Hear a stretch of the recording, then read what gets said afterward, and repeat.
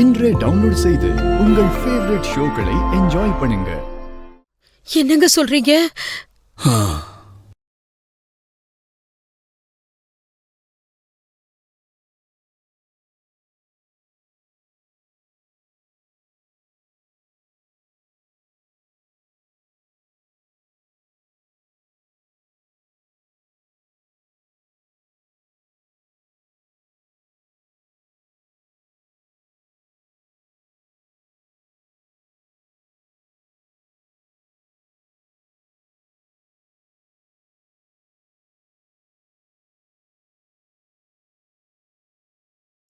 என்னங்க என்ன சொல்றீங்க? இவ்வளவு பெரிய விஷயம் நடந்திருக்கு, இத பத்தி என்கிட்ட சொல்லவே இல்லையே. பயப்படாதம்மா, இப்ப நான் நல்லா இருக்கேன். சாமி மாதிரி வந்து மகா என்ன காப்பாத்திட்டா. மாமா, என்ன மாமா இது? இதையே யாருக்கும் தெரியாம மறைச்சிங்க? மறைக்கிற விஷயமா இது? நீங்க சொல்ல சொல்ல எனக்கு உடம்பெல்லாம் பதறுது மாமா. என்னப்பா இது? நாங்களாம் எதுக்கு இந்த வீட்ல இருக்கோம்? இவ்ளோ பெரிய விஷயத்த சாதாரணமா சொல்றீங்க? தாத்தா, are you all right? இப்ப எப்படி இருக்கு? ஹாஸ்பிடல் போலாமா? ஏன் நைட் என்ன யாரும் எழுப்பல? எனக்கு எந்த பிரச்சனையும் இல்ல. நீங்க யாரும் என்னை பத்தி கவலைப்பட வேண்டாம். லைட்டா கொஞ்சம் கொலாப்ஸ் ஆகிட்டேன். இப்ப நான் நல்லா இருக்கேன். அதை விடுங்க. இப்ப நான் சொல்ல வந்த விஷயமே வேற. இப்ப நான் உங்க முன்னாடி உயிரோட நின்னு பேசிக்கிட்டு இருக்கிறேன்னா அதுக்கு காரணமே மகாதான். அதெல்லாம் புரிஞ்சுக்காம இருங்க. இருங்க, இப்பதான் வலையில திருடி இருக்கான்னு உறுதியா தெரியுது. நீங்க வேற ஏதாவது சொல்லி அவளுக்கு சப்போர்ட் பண்றீங்க. ஏன் மாமா, அந்த நேரத்துக்கு இவ எப்படி சரியா அங்க வந்தா? தம்பி, என்ன பேசுறீங்கன்னு தெரிஞ்சுதான் பேசுறீங்களா? மகா மாமா உயிரை காப்பாத்தி கொடுத்த சாமி. மகா,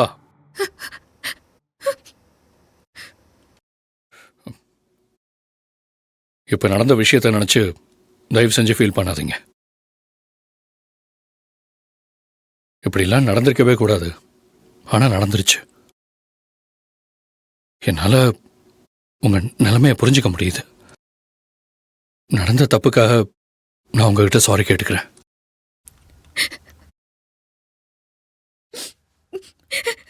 ஐம் சாரி மகா. வளையல் காணுங்கிற டென்ஷன்ல மாமா ஏதோ தப்பா புரிஞ்சுக்கிட்டு உங்க மேல இப்படி ஒரு பழிய போட்டுட்டாரு. பெரிய தப்பு தான். உங்களை பத்தி திவ்யாவுக்கு மட்டும் இல்ல, எனக்கும் நல்லாவே தெரியும் மகா. நடந்த விஷயம் ரொம்ப கசப்பானதுதான். அதை மறந்து நீங்க எப்பவும் போல இந்த வீட்லயே இருக்கணும். எல்லாருக்கும் ஒரு ரிக்வெஸ்ட், இனி இதை பத்தி யாரும் பேச வேண்டாம். உங்க எல்லாருக்கும் புரியும்னு நினைக்கிறேன்.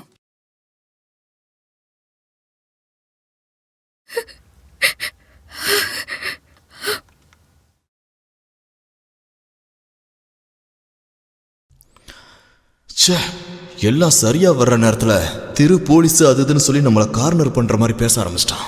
வேற வழி இல்லாம அமைதியா இருக்கிற மாதிரி ஆயிடுச்சு.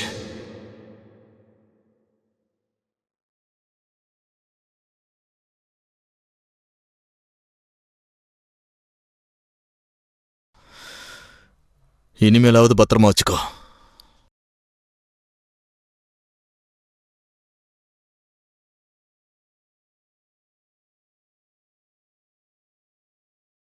சாரி மகா, எனக்கு என்ன சொல்றதுன்னு தெரியல.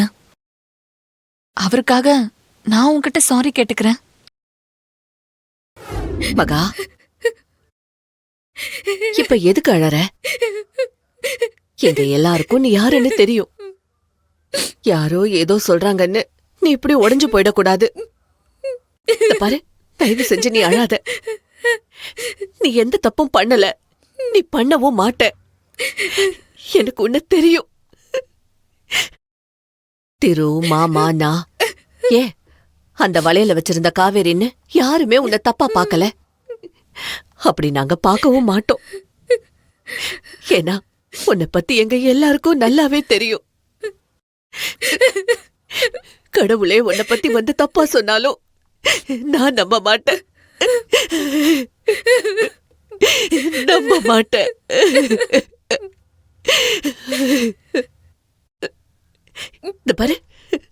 அழாத. நீ அழக்கூடாது. அழாத.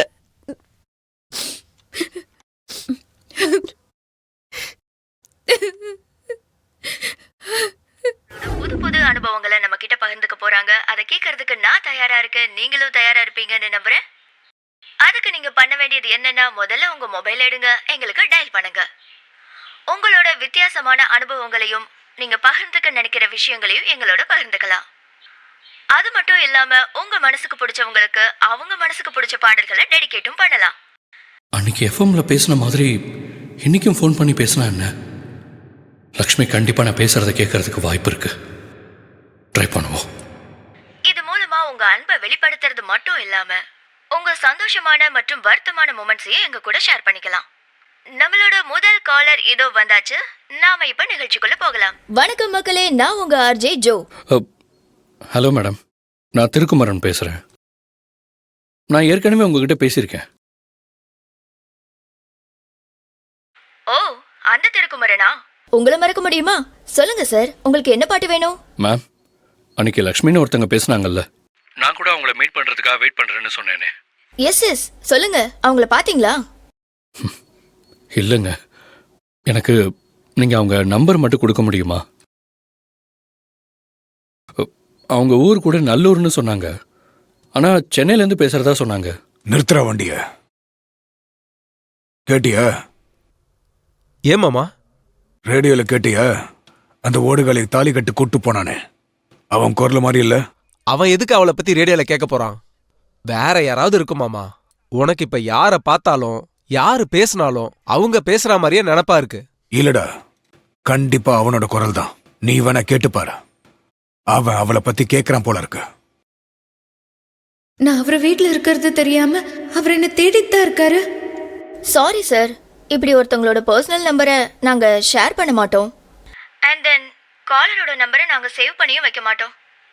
சார், நீங்க அவங்க ஹஸ்பண்ட் தானே? ஆமா மேடம்.